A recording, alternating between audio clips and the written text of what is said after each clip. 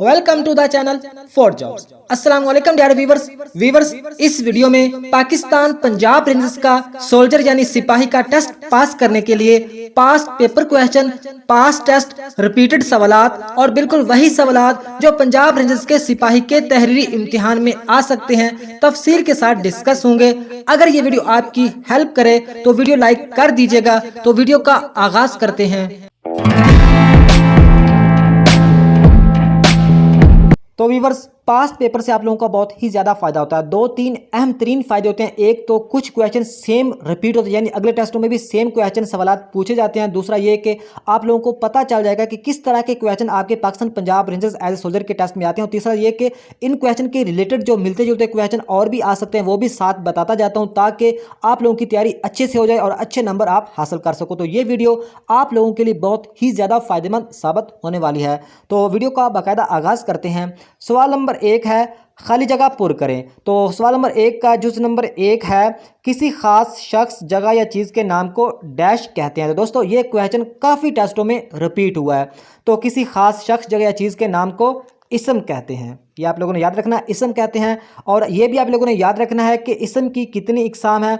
तो इसम की दो इकसाम है, एक है इसम नकरा और दूसरी है इसम मारफा। ये भी आप लोगों ने याद रखना है। तो सवाल नंबर एक का जुज़ नंबर दो है, ज़कात के डैश मुसारफ हैं। तो ज़कात के 8 मुसारफ हैं। मुसारफ का मतलब होता है मतलब किन कैटेगरीज के लोगों को या कौन से लोग हकदार हैं ज़कात के। तो 8 कैटेगरीज के मुख्तलिफ लोग हकदार हैं, जैसा कि गरीब, मस्कीन, मुसाफिर और भी कैटेगरीज हैं। तो आप लोगों ने याद रखना है 8 मुसारफ हैं ज़कात के।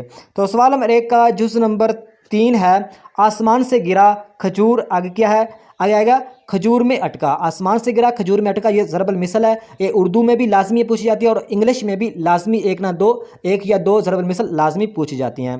तो सवाल नंबर एक का जुज़ नंबर 4 है, नमाज डैश हिजरी को फ़र्ज़ हुई। तो नमाज 2 हिजरी को फ़र्ज़ हुई। लेकिन ये क्वेश्चन मैं काफ़ी मतलब एक नेट से भी सर्च किया है और भी लोगों से पूछा, लेकिन इसका मुझे अभी कंफर्म जवाब नहीं मिला। कुछ मतलब है कि कह रहे हैं कि 10 नबवी को हुई, कुछ कह रहे हैं 12 नबवी को, कुछ कह रहे हैं 2 हिजरी को। तो इस क्वेश्चन को आप लोगों ने भी किसी आलम से मतलब है कि पूछना होगा कि नमाज किस हिजरी की। यहाँ पे हिजरी पूछा हुआ है, यहाँ पे नबवी नहीं पूछा हुआ। तो ये आपने खुद ये एक क्वेश्चन आपने खुद मतलब है कि किसी से पूछकर इससे मतलब है कि याद करना होगा। तो ज़्यादा मतलब है कि चांस 2 हिजरी में ही है, लेकिन आप लोगों ने भी कन्फर्म कर लेना होगा। तो सवाल मेरे एक का जुज़ नंबर 5 है, मुसलमानों का पहला खलीफा है। तो मुसलमानों का जो पहला खलीफा थे उनका नाम है हज़रत अबू बकर सदीक़ रज़ियल्लाहु ताला अन्हो। तो हज़रत अबू बकर सदीक़ रज़ियल्लाहु ताला अन्हो ने कितने मतलब है कि अरसा मतलब खिलाफत की। तो ये आप लोगों ने याद रखना है, 2 साल 3 महीने। हज़रत अबू बकर सदीक़ रज़ियल्लाहु ताला अन्हु ने 2 साल 3 महीने खिलाफत की, ये याद रखना है। और मुसलमानों के दूसरा खलीफा थे हज़रत उमर फ़ारूक रज़ियल्लाहु ताला अन्हु। और हज़रत उमर फ़ारूक रज़ियल्लाहु ताला अन्हु ने जो हुकूमत कितनी अरसा की, तो 10 साल 5 माह और 21 दिन हज़रत उमर फ़ारूक रज़ियल्लाहु ताला अन्हु ने खिलाफत की थी। 10 साल 5 माह 21 दिन। तो मुसलमानों के तीसरे खलीफा थे हज़रत उस्मान गनी रज़ियल्लाहु ताला अन्हु ने। तो हज़रत उस्मान गनी रज़ियल्लाहु ताला अन्हु ने कितने अरसा हुकूमत की, तकरीबन 12 साल। 12 साल से कुछ दिन कम है, लेकिन अक्सर जगह पे 12 साल ही लिखा हो। तो आप लोगों ने याद रखना है कि 12 साल तकरीबन हुकूमत की हज़रत उस्मान गनी रज़ियल्लाहु ताला अन्हु ने। तो अगर बात करें मुसलमानों के चौथे खलीफा, तो वो थे हज़रत अली रज़ियल्लाहु ताला अन्हु करमल्लाहु वजह। तो उन्होंने हुकूमत कितने अरसा की, तो हज़रत अली रज़ियल्लाहु ताला अन्हु ने हुकूमत की थी 4 साल 9 महीने। 4 साल 9 महीने हज़रत अली करमल्लाहु वजह रज़ियल्लाहु ताला अन्हु ने 4 साल 9 महीने हुकूमत की। तो टोटल मतलब एक खलीफा राशिदीन ने कितनी मतलब एक हुकूमत की, कितने अरसा, तो वो थी 30 साल। 4 खलीफा थे, उन्होंने 30 साल टोटल हुकूमत की, मतलब खिलाफत की, आप लोगों ने याद रखना है। तो सवाल नंबर एक का जुज़ नंबर 6 है, अफ़गानिस्तान का दारुल हुकूमत है। तो अफ़गानिस्तान का दारुल हुकूमत है काबुल। अफ़गानिस्तान का दारुल हुकूमत है काबुल। और अगर बात करें चाइना की, तो चाइना का जो दारुल हुकूमत है वो है बीजिंग। चाइना का दारुल हुकूमत बीजिंग, ईरान का तेहरान, इंडिया का न्यू दिल्ली और बांग्लादेश का ढाका। और जो है अगर बात पूछा जाए रशिया क्योंकि एरिया वाइज सबसे बड़ा मतलब मुल्क है, तो रशिया का मॉस्को है। और जो अगर पूछा जाए अमेरिका का, तो अमेरिका का जो मतलब है कि दारुल हुकूमत है वो है वाशिंगटन डीसी अमेरिका का है। तो आप लोगों ने याद रखना है। तो अगर बात करें सवाल नंबर 1 का जुज़ नंबर 7 है, पाकिस्तान का पहला वज़ीर आज़म डैश था। तो पाकिस्तान का पहला वज़ीर आज़म था लियाकत अली ख़ान। लियाकत अली खान पाकिस्तान के पहले वज़ीर आज़म थे। तो अगर बात करें पाकिस्तान के पहले सदर तो वो थे सिकंदर मिर्ज़ा। पाकिस्तान के पहले गवर्नर जनरल तो वो थे कायद आज़म मोहम्मद अली जिन्ना, और ये आप लोगों ने याद रखना है। तो अगर बात करें सवाल नंबर 1 का, जुज़ नंबर 8 है आबादी के लिहाज से बड़ा सूबा। तो पाकिस्तान का जो आबादी के लिहाज से बड़ा सूबा है वो है सूबा पंजाब, आबादी के लिहाज से। अगर बात करें जगह यानी एरिया के लिहाज से, पाकिस्तान का बड़ा सूबा है बलोचिस्तान, ये भी आप लोगों ने याद रखना है। तो सवाल नंबर 1 का जुज़ नंबर 9 है पाकिस्तान और अफ़गानिस्तान की सरहद की लंबाई कितने मीटर है? तो ये है 2660 या 2670 मीटर। 2670 मीटर, ये आप लोगों ने मतलब किलोमीटर आप लोगों ने याद रखनी है, 2670 किलोमीटर। लेकिन कुछ जगह पे 2440 या इसके करीब लिखी हुई है, लेकिन वो गलत है। 2670 किलोमीटर ये आप लोगों ने याद रखना है। 2670 है या 2660, क्योंकि ये काफ़ी वेबसाइट पे किसी पे ज़्यादा लिखी होती है, किसी लिखी होती है। तो ज़्यादा मतलब एक जो है मतलब सही क्वेश्चन बनता है वो है 2670 किलोमीटर, या और 2440 या 2450 आ जाए वो भी मतलब है कि ठीक होगी, लेकिन असल मतलब है कि यही आप लोगों ने याद रखनी है। तो अगर बात करें सवाल नंबर 1 का, जुज़ नंबर 10 है वो है हमारा कौमी मशरूब। तो हमारा कौमी मशरूब है शुगर केन, यानी गन्ने का रस। गन्ने का रस हमारा कौमी मशरूब है। और मतलब हमारा पाकिस्तान का जो कौमी मतलब एक के फल है वो है आम है। पाकिस्तान का कौमी मतलब एक जो शायर है वो है इलामा इकबाल। पाकिस्तान की कौमी गेम है या कौमी खेल है वो है हॉकी। तो ये आप लोगों को इस बात का पता होना चाहिए। तो जो सवाल नंबर 1 का सवाल नंबर 9वां जुज़ है कि पाकिस्तान और अफगानिस्तान की सरहद की लंबाई, तो ये तो मतलब है कि 2670 या 60 है, लेकिन पाकिस्तान अफगानिस्तान के बॉर्डर को क्या कहते हैं? तो ड्यूरंड लाइन कहते हैं। ये भी आप लोगों ने याद रखना, इस तरह लिखा जाता है ड्यूरेंड लाइन, मतलब है कि अफगानिस्तान और पाकिस्तान के बॉर्डर को ड्यूरंड लाइन कहते हैं। तो नेक्स्ट चलते हैं, सवाल नंबर 2 है। सवाल नंबर 2 है गलत और दुरुस्त जवाब की निशानदेही करनी है। तो सवाल नंबर 2 का जुज़ नंबर 1 है हमारे मुल्क का पूरा नाम पाकिस्तान है। तो ये गलत हो जाएगा। हमारे मुल्क का पूरा नाम पाकिस्तान नहीं है बल्कि इस्लामी जमहूरिया पाकिस्तान है, ये आप लोगों ने याद रखना है। तो पहला सवाल गलत हो जाएगा, सवाल नंबर 2 का पहला जुज़ गलत है। तो सवाल नंबर 2 का दूसरा जुज़ है जंगे जमल मुसलमानों और यहूदियों के दरमियान लड़ी गई। तो ये भी गलत है, क्योंकि जंगे जमल हज़रत आयशा सदीक़ा रज़ी अल्लाह ताला अन्हा और हज़रत अली रज़ी अल्लाह ताला अन्हु के दरमियान लड़ी गई थी। ये आप लोगों ने याद रखना है, जंगे जमल। तो हज़रत अली और हज़रत आयशा रज़ी अल्लाह ताला अन्हु के दरमियान लड़ी गई थी, मतलब कि ये मुसलमानों और यहूदियों के खिलाफ नहीं लड़ी गई थी, ये गलत हो जाएगा। तो सवाल नंबर 2 का जुज़ नंबर 3 है दरिया सिंध की लंबाई 2200 किलोमीटर है। तो ये भी गलत है, क्योंकि दरिया सिंध पाकिस्तान का सबसे बड़ा दरिया है और दरिया सिंध की जो लंबाई है वो तकरीबन 3180 किलोमीटर है। 3180 किलोमीटर है। यहाँ पे कहीं वेबसाइट पे लिखा हुआ है 2900, तो ये 2200 तो किसी सूरत भी नहीं बनती। 2900 है, 2900 या 3180, ज़्यादा मतलब एक सही क्वेश्चन है। 3180 किलोमीटर है दरिया सिंध की लंबाई, और ये पाकिस्तान का सबसे बड़ा दरिया है। और पाकिस्तान का सबसे छोटा दरिया है दरियाए रावी। और ये भी आप लोगों ने याद रखना है कि जो पंजाब में 5 दरिया हैं। तो अगर बात करें सवाल नंबर 2 की, सवाल नंबर 2 का जुज़ नंबर है 4, ज़कात की 2 इक़साम हैं। तो ज़कात की 2 इक़साम है, ये बिल्कुल ठीक है, ज़कात की 2 ही इक़साम हैं। अगर बात करें सवाल नंबर 2 का जुज़ नंबर 5 है पाकिस्तान का दूसरा आइन 1956 में बना। तो ये गलत है। पाकिस्तान का दूसरा आइन बना था 1962 में। पाकिस्तान का दूसरा आइन बना था 1962 में। किसके दौर में? अयूब खान के दौर में। तो पाकिस्तान का मतलब दूसरा आइन 1956 में बना, ये गलत है। पाकिस्तान का पहला आइन 1956 में बना, ये ठीक है। पाकिस्तान का अगर यहाँ पे पूछा जाता पाकिस्तान का पहला आइन 1956 में बना, पाकिस्तान का दूसरा आइन कब बना? 1962 में। और पाकिस्तान का तीसरा आइन 1973 में बना। तो ये आप लोगों ने याद रखना है। तो आगे बात करें सवाल नंबर 2 का जुज़ नंबर 6 है फ़तह मक्का 8 हिजरी को हुआ। तो ये ठीक है, फ़तह मक्का 8 हिजरी को हुआ। सुलह हदैबिया हुआ 6 हिजरी को। ग़ज़वा बदर हुआ 2 हिजरी को। ग़ज़वा बदर 2 हिजरी को। ग़ज़वा अहद 3 हिजरी को।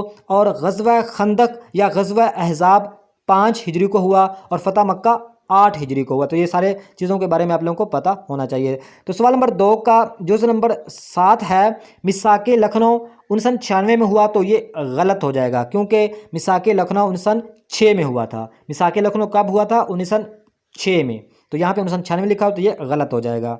तो सवाल नंबर 2 का जुज़ नंबर 8 है मुस्लिम लीग ऑफ ढाका 1907 में बनी। तो ये ठीक है, मुस्लिम लीग ऑफ ढाका 1907 में ही बनी। लेकिन ऑल इंडिया मुस्लिम लीग 1906 में बनी। ये आप लोगों ने याद रखना है। ये यहाँ पे पूछा गया मुस्लिम लीग ऑफ ढाका, तो मुस्लिम लीग ऑफ ढाका तो बनी 1907 में, लेकिन ऑल इंडिया मुस्लिम लीग कब बनी थी? ऑल इंडिया मुस्लिम लीग बनी थी 1906 में।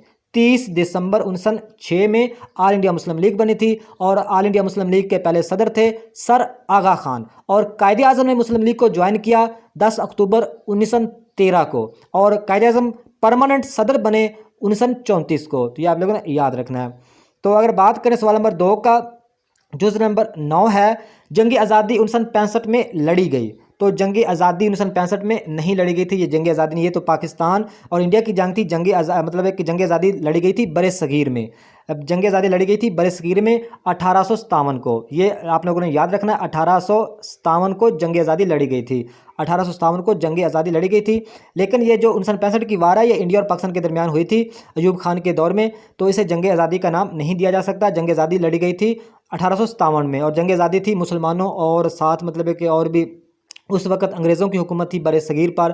तो ये आप लोगों को पता होना चाहिए, जंग आज़ादी 1857 में लड़ी गई। तो सवाल नंबर 2 का जुज़ नंबर 10 है पाकिस्तान का चौथा गवर्नर सिकंदर मिर्ज़ा था। तो बिल्कुल ठीक है, पाकिस्तान का चौथा गवर्नर सिकंदर मिर्ज़ा ही था, और पाकिस्तान के पहले सदर भी सिकंदर मिर्ज़ा ही थे। तो ये आप लोगों ने याद रखना है। और गवर्नर सिर्फ पाकिस्तान में 4 हुए हैं। पहला गवर्नर थे मोहम्मद अली जिन्ना, और दूसरे गवर्नर थे पाकिस्तान के ख्वाजा नाज़िमुद्दीन, और तीसरे गवर्नर थे गुलाम मोहम्मद, और चौथे गवर्नर थे सिकंदर मिर्ज़ा, और पाकिस्तान के पहले सदर सिकंदर मिर्ज़ा।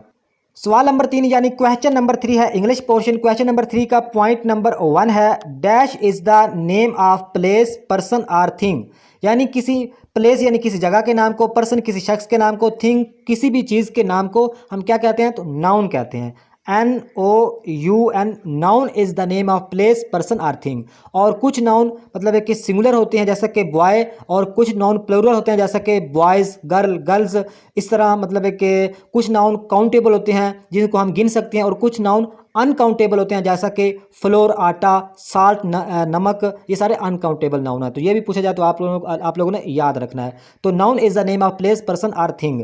तो क्वेश्चन नंबर 3 का पॉइंट नंबर 2 है a word which shows an action is called. यानी वो कौन सा वर्ड है जो शो करता है एक्शन? तो वो है वर्ब। वर्ब को हम एक्शन वर्ड भी कहते हैं, VERB। वर्ब को हम एक्शन वर्ड भी कहते हैं, जैसा कि वर्ब की एग्जांपल है लिसनिंग, रीडिंग, वाचिंग, लाफिंग। ये सारी मतलब एक वर्ब की एग्जांपल हैं, तो इसको एक एक्शन वर्ड कहते हैं। आप लोगों ने याद रखना है कि एक्शन वर्ड किसको कहते हैं? वर्ब को। तो जैसा कि एक एग्जांपल और दे देता हूँ, the student reads, the student rights. तो ये मतलब है कि जो आगे रीड हुआ है या राइट्स, ये क्या है? ये वर्ब है। तो क्वेश्चन नंबर 3 का पॉइंट नंबर भी 3 है the book is dash the table. तो ये एक प्रपोजिशन है, तो the book is on the table, इसमें आएगा on. The book is on the table. तो क्वेश्चन नंबर 3 का पॉइंट नंबर 4 है he is going dash school. तो इसमें आएगा टू। मतलब है कि स्कूल का अगर फिक्र आता है तो इसमें टू का मतलब यूज़ होता है, जो प्रपोजिशन है टू यूज़ की जाती है। He is going to school. तो ये आप लोगों ने याद रखना है, he is going to school.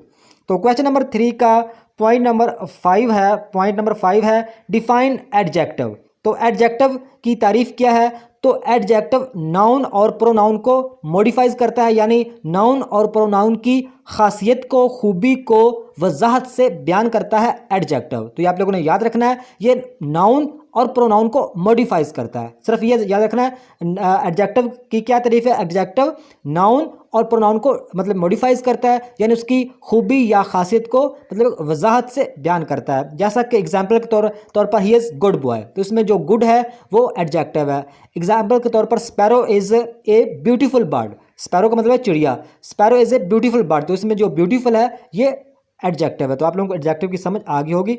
Noun को आप लोगों को पता ही है, किसी शख्स, किसी चीज़, ये किसी भी नाम को नाउन कहते हैं। और जो प्रोनाउन होता है नाउन की जगह पे, मतलब है कि नाम की जगह पे जो चीज़ होती है इस्तेमाल होती है, जैसा कि ही, शी, इट, दे, ये सारे क्या हैं? ये प्रोनाउन है। तो नाउन और प्रोनाउन की जगह पे जो चीज़ इस्तेमाल होती है उसको मतलब है कि को मॉडिफाइज करता है, नाउन और प्रोनाउन की खासियत को या खूबी को मॉडिफाइज करता है, वो एडजेक्टिव कहलाता है।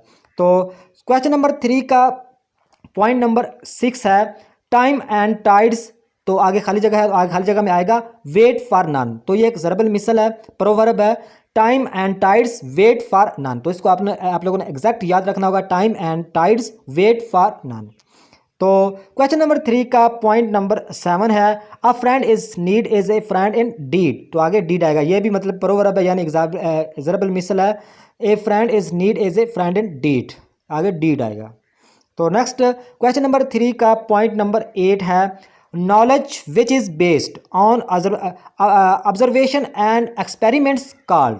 तो इस क्वेश्चन को समझना है, वो कह रहे हैं कि वो ये किस बेस्ड का नॉलेज है जो कि ऑब्जर्वेशन यानी मुशाहिदा या तजर्बे को, और एक्सपेरिमेंट का मतलब है कि ये आजमाइश वगैरह होता है, तो जो जिसमें मतलब है कि मुशाहिदा किया जाता है, आजमाइश की जाती है, पैमाइश की जाती है, तो उसको उस नॉलेज को क्या कहते हैं, तो उस नॉलेज को हम मतलब है कि साइंस कहते हैं।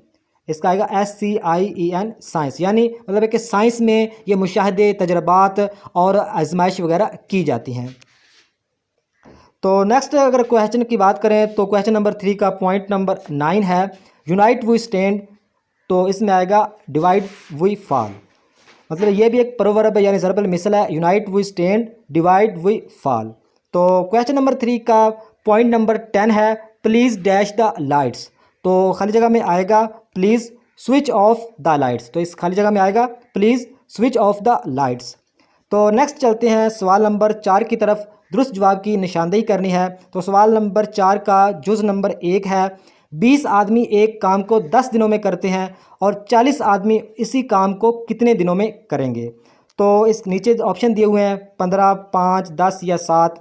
तो इस क्वेश्चन को हल करने का तरीका ये है कि सबसे पहले आप क्या करेंगे, 20 ज़रब 10 कर देंगे, और 40 आदमी नीचे पूछे गए हैं तो 40 आप नीचे डिवाइड कर देंगे यानी तकसीम कर देंगे। तो इसमें ये ज़ीरो इस ज़ीरो से कट जाएगा, बाकी ये 4 बचेगा नीचे, 4 एकम 4 और 4 5 20, यानी 5 40 दिनों में 5 मतलब है कि 5 दूसरा दिनों में काम करेंगे 40 आदमी। तो 20 आदमी एक काम को 10 दिनों में करते हैं तो 40 यानी आदमी बढ़ गए और काम के दिन काम हो जाएंगे। तो इसका राइट आंसर बनता है बी ऑप्शन 5। अगर किसी क्वेश्चन की समझ ना आए तो कमेंट बॉक्स में लाजमी पूछेगा। नेक्स्ट क्वेश्चन है सवाल नंबर 4 का जुज़ नंबर 2 है, कसर को इशारिया में तब्दील करें। तो यह है 1/2। तो कसर को इशारिया में तब्दील करने का तरीका कार ये होता है कि सबसे पहले जो छोटी रकम होगी यानी जो छोटा हिस्सा होगा आप लोगों ने ब्रैकेट्स में यानी तकसीम करना होता है, जो बड़ी रकम है वो है 2, तो इसके साथ आप तकसीम करेंगे। तो ये मतलब है कि अगर छोटी रकम को बड़ी रकम के साथ तकसीम करना हो तो साथ सबसे पहले हम क्या करेंगे, ज़ीरो लगाएंगे, फिर इशारे लगाएंगे, तो यहाँ पे ज़ीरो भी लग जाएगा। तो 2 को मगर मतलब एक ज़रब के जाए 2 5 दूना 10, तो यहाँ पे 5 आ जाएगा, तो यहाँ पे 10 हो जाएगा। तो इसका जवाब आएगा 0.5 यानी 0.5 इसका जवाब आ जाएगा। यानी छोटी रकम को बीच में ला के बड़ी रकम से तकसीम करना होता है, सिंपल ये है इसका कुलिया। तो नेक्स्ट बात करें सवाल नंबर 4 का जुज़ नंबर 3 है, इनमें से मुख्तलिफ है। तो ए ऑप्शन है पिशावर, बी ऑप्शन कुहाट, और सी ऑप्शन हैदराबाद, और डी ऑप्शन बन्नू। तो इसमें जो मुख्तलिफ है वो आप लोगों को भी नज़र आ रहा होगा, क्योंकि पिशावर, कुहाट और बन्नू ये मतलब एक KPK के मतलब एक शहर हैं या KPK के अज़ला हैं। लेकिन अगर हैदराबाद की बात करें तो हैदराबाद कराची मतलब है कि सिंध में आ जाता है, सिंध सूबा में आ जाता है, लिहाजा यही इसमें मुख्तलिफ है। तो नेक्स्ट बात करें सवाल नंबर 4 का, जुज़ नंबर 4 है, एक कार की रफ्तार 240 किलोमीटर फ़ी घंटा है। एक कार की रफ्तार 240 किलोमीटर फ़ी घंटा की है और 8 मिनट में वो कितना फ़ासला करेगी। यानी इस क्वेश्चन में सिंपल ये कह रहे हैं कि 1 घंटे में एक कार 240 किलोमीटर का फ़ासला तय करती है, तो 8 मिनट में वो कितना फ़ासला तय करेगी। तो सबसे पहले हम एक मतलब है कि मिनट का लगाएंगे कि 1 मिनट में वो कितने किलोमीटर का फ़ासला तय करती है। तो हम क्या करेंगे, 240 को तकसीम करेंगे 60 के साथ, तो इसका जवाब आएगा 4। यानी मतलब है कि 1 मिनट में वो 4 किलोमीटर का फासला करती है। तो 4 को हम 8 के साथ ज़रब करेंगे तो इसका राइट आंसर आ जाएगा 32। यानी मतलब है कि 8 मिनट में वो 32 किलोमीटर का फासला तय करेगी। तो इसका राइट आंसर बनता है 32, सी ऑप्शन। तो नेक्स्ट क्वेश्चन है सवाल नंबर 4 का, जो नंबर 5 है, खाली जगह में कौन सा हिंसा आएगा। 1, 3, 5, 7, आगे डैश, आगे 11 और 13। तो ये एक सीरीज़ का क्वेश्चन है। सीरीज़ में अगर कोई भी सीरीज़ का क्वेश्चन आ जाए तो आप लोगों ने सबसे पहले देखना होता है कि ये ताक अदाद की सीरीज़ है या जुफ्त अदाद की सीरीज़ है, या इसमें मतलब कुछ चीज़ें जमा हो रही होंगी, कुछ नफ़ी हो रही होंगी, तो आप लोगों को इसका अंदाज़ा सबसे पहले लगाना होगा। तो इसमें देखें 1, फिर 3, फिर 5, फिर 7। इसमें अंदाज़ा बहुत सिंपल है, लग रहा है कि ये जो सारे हैं ये ताक अदाद हैं। तो आगे जो हमारी खाली जगह में आएगा वो भी ताक अदाद में ही आएगा। जैसा कि 1 के बाद 2 को छोड़ दिया 3, 3 के बाद 4 को छोड़ दिया 5, 5 के बाद 6 को छोड़ दिया 7, यानी जो जुफ्त अदाद हैं वो उनको छोड़ रहे हैं, सिर्फ ताक अदाद ही ले रहे हैं। तो 7 के बाद 8 आता है, 8 को हम छोड़ देंगे, आगे आएगा 9। तो 9 के बाद 10 को छोड़ दिया 11, आगे इसका राइट आंसर बनता है 9। इसका राइट आंसर 9 बनता है। तो ये थी आज की वीडियो। अगर किसी भी क्वेश्चन की समझ ना आए तो लाजमी कमेंट बॉक्स में पूछेगा। नेक्स्ट वीडियो तक खुदा।